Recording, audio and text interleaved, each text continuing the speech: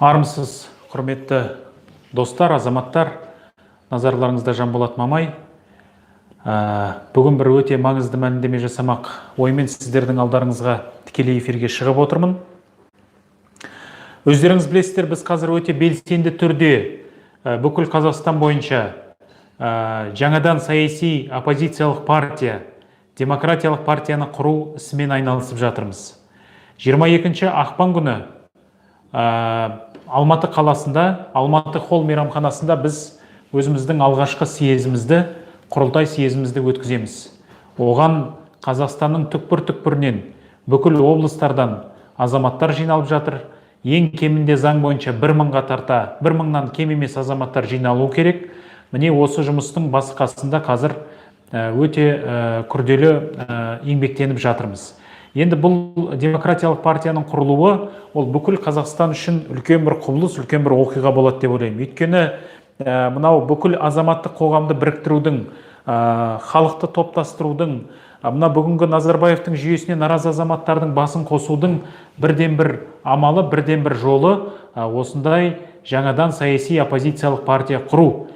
Міне осы мақсатта біз қазір жұмыс жасап жатырмыз. Біздің қатарымызда елім дейтін, жерім дейтін, отаным дейтін, осы Қазақстанды өзгерткісі келетін, елімізде саяси демократиялық реформалар жасағысы келетін, мынау өзгеріс, күрделі саяси өзгерістер жасағысы келетін, соған құлшынып отырған және соған еңбектенуге дайын көптеген азаматтық белсенділер, қоғам қайраткерлері, журналистер, блогерлар мен азаматтар бар біздің қатарымызда. Олар тек қана осы Алматы қаласында емес, Қазақстанның түкпір-түкпірінде бар, облыстарда бар, және олардың есімдері елге кеңінен белгілі. Енді өздеріңіз білесіз, мынау 2016 жылы қазақтың жерін қорғап қалған, қазақтың ұлттық мүддесін қорғаған, мына жерді шетелдіктерге сатуға қарсы болған, соған қарсы наразылық митингілерін ұйымдастырған, Атырауда ең бірінші болып жер митингісін ұйымдастырған үлкен азамат бар, қоғам қайраткері, қазір мынау қазақтың батыры атанды, Талғат Аян екеуі, Макс Боқаев деген азамат бар. Ол қазір мынау саяси себептермен, заңсыз, мына бүгінгі Назарбаевтың жүйесі оны ешқандай бір заңға сүйенбей, саяси себептермен оны түрмеге жапты, абақтыға қамады. 2016 жылдан бері Макс Боқаев бүкіл халықаралық ұйымдардың жаңағы мәлімдемесімен, басқа да шетелдік ұйымдардың мәлімдемесімен, осындағы елдегі журналистердің, азаматтық қоғамның, саяси ұйымдардың тануымен Макс Боқаев саяси тұтқын ретінде танылды. Міне осы демократиялық партияны құрған сәттен бастап біз осы съезге дайындалып жатқан тұста, осыдан бір 2 апта бұрын шамасында, біршама уақыт шамасында мен Макс Боқаевқа хабарластық, Макс Боқаевпен сөйлестік. Оған осы демократиялық партияның қатарына қосылуға, демократиялық партияның қатарында болуға, өзгерісті бірге жасауға ұсыныс білдірдік. Макс Боқаев ойлануға уақыт сұрады, және осы жақында, осы 2-3 күннің шамасында мен өткен аптаның аяғында Макс Боқаевпен телефон арқылы тілдестік, сөйлестік.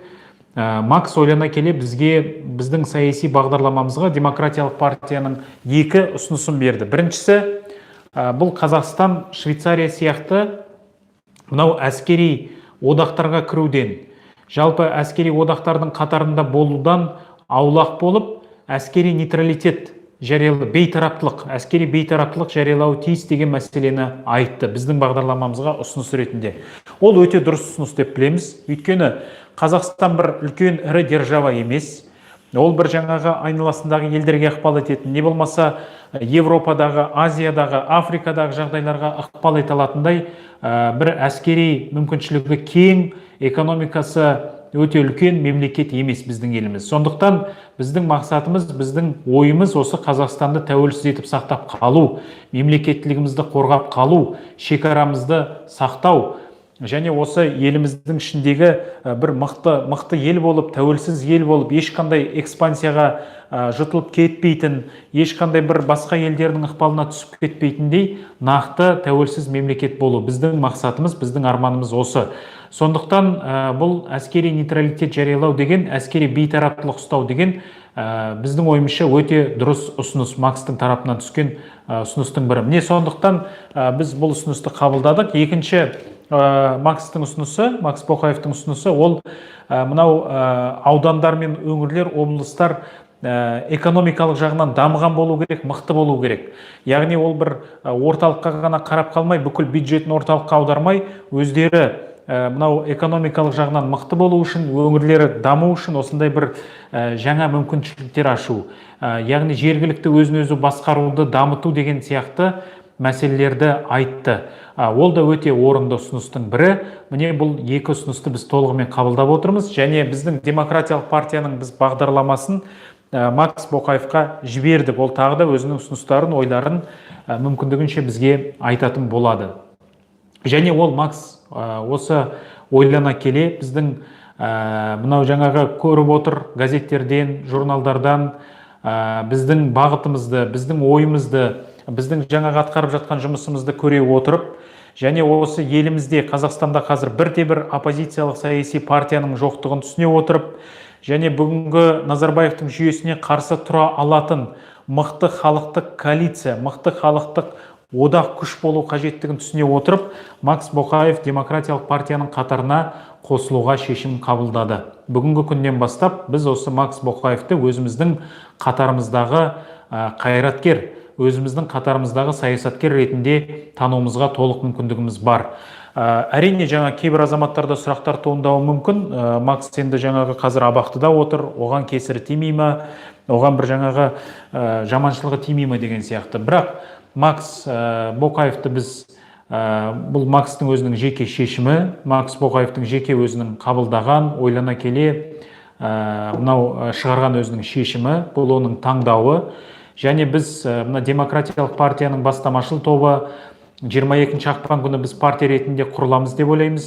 Осы Макс Боқаевты, Арон Атабекті, Мұхтар Жәкішевті, Алмат Жұмағұловты, Кенжебек Әбішевті және басқа да саяси тұтқындардың барлығын біз осы абақтыдан құтқару, яғни саяси тұтқындарды бостандыққа шығару мәселесін міндетті түрде көтереміз, және бұл біз өзіміздің саяси тұтқындарға бостандық әперу науқанын жаңа күшпен, жаңа леппен осыған кірісеміз. Сондықтан біздің ойымызша Макс Боқаев жақын арада осы бостандыққа шығады деген біздің үмітіміз бар. Сонымен бірге қазір Қазақстан Республикасының жаңа заңы қабылданып отыр, бір күн, бір жарым күнге сыналады деген сияқты, және мына халықтың қазір талап етуі бар. Сондықтан менің ойымша осы саяси тұтқындарға бостандық алып беру, бұл біздің қолымызда, халықтың қолында, азаматтық қоғамның қолында. Егер біз барлығымыз бірігіп күресетін болсақ, егер біздің барлығымыз осы мынау талап қойып билікті мәжбүрлейтін болсақ, онда барлық саяси тұтқындарды бостандыққа алып шығуға болады, және ол саяси тұтқындар Қазақстанда енді болмайтындай жағдай біз қалыптастыруымыз керек. Демократиялық партияны құрудағы біздің басты мақсатымыз осы. Елімізде ешқандай саяси тұтқындар болмау керек, саяси себептермен азаматтар қудаланбау керек, және өзінің көзқарасы, саяси позициясы үшін бірде-бір адам түрмеге жабылмау керек деген біздің ойымыз, позициямыз осындай, және сондай қоғамды орнату үшін біз қазір еңбектеніп жұмыс жасап жатырмыз. Осы себепті енді біз мынау Макс Боқаев біздің қатарымызға қазір қосылып отыр. Елде өзгеріс жасау үшін, елде демократиялық реформалар жасау үшін, саяси бір процестерді бастау үшін. Біздіңше бұл демократиялық партияның нақты осы халықтың жағында екенін, халықтың батыры қосылғаны біздің нақты демократиялық реформалар талап ететінімізді, біздің нақты өзгерістерді қалайтынымызды, және біздің осы мына ел алдында, халық алдында адал екенімізді тағы да бір айқындайтын дүние деп санаймын. Сондықтан осы алдағы съезде біз Макс Боқаевты өзіміздің қатарымызға қосып, оны мынау демократиялық партияның белді мүшелерінің бірі ретінде танимыз, сол жерде осындай шешім қабылдаймыз деген менің үмітім бар. Осындай бізде қазір жаңалықтар болып отыр. Бұл аса маңызды жаңалық, аса маңызды мәселе деп ойлаймын.